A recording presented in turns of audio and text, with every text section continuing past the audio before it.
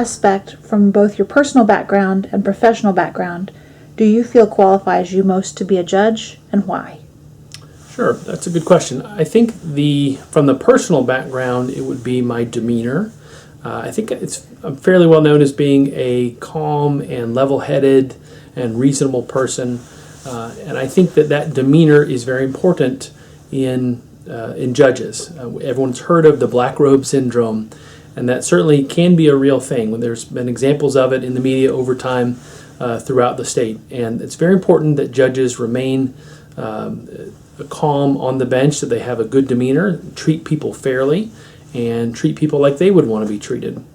It's very important, particularly because cases, civil litigation, criminal litigation, can get quite heated and adversarial sometimes. The parties can get very emotional about their cases. So having a calm, steady hand on the bench guiding the parties can help to diffuse those situations and really bring the focus back to where it should be, on the merits of the case, and focusing the parties in on their evidence and their arguments without the distraction that sometimes emotion and anger can bring into a very otherwise adversarial process. I think it also helps judges with case management if they have a good demeanor. A judge that is calm and level-headed, clear-thinking on the bench can really help to effectively and efficiently move through a docket and help parties address their cases in that manner. From a professional standpoint, I would say that the depth and breadth of my legal experience, both as a lawyer before I became a judge and in the 2 years I've been on the bench, is one of the most important aspects that qualifies me to be a judge. For about 12 years before I was appointed by Governor Scott, I was a prosecutor in the 7th Judicial Circuit. As a prosecutor, I tried 70 jury trials, including many first-degree murder cases, and I handled over 5,000 cases as a prosecutor. I was assigned to many different divisions within the state attorney's office: the drug trafficking unit, the career criminal, sex crimes unit, and then I spent 3 years in the homicide unit as well. I also supervised other attorneys there, more junior attorneys, as a mentor and as a docket lead attorney as a prosecutor.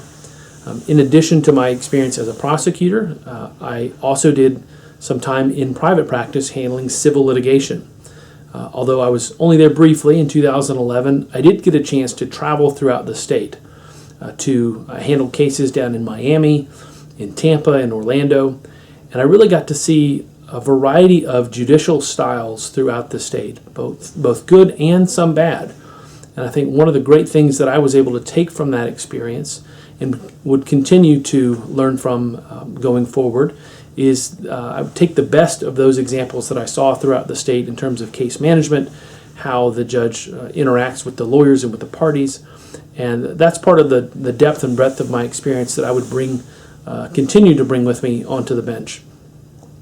In addition to that, I have been doing the job for the last 2 years.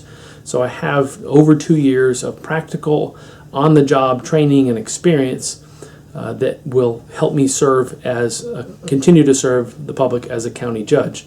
In that time, I've presided over hundreds of hearings and trials, and I think that the combination of those two experiences really should help give voters the confidence that I will be able to decide their cases promptly, fairly, and follow the law accurately under the law.